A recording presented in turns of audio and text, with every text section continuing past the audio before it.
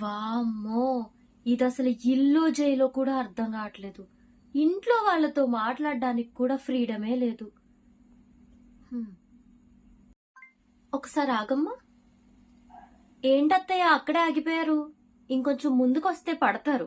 ఒక పని చేయండి, నా రూమ్లోకి వచ్చేయండి. నేను స్పీకర్ ఆన్ చేసి పెడతా, హాయిగా విందురు గాని. ఏంటి?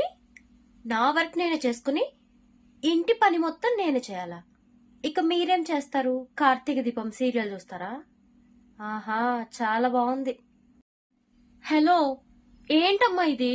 నా బట్టలు నేను ఉతుక్కోవడమే కాక వాళ్ళ బట్టలు కూడా నేనే ఉతకాలంట. చెప్పాలి కదా పెళ్లి చేసే ముందు.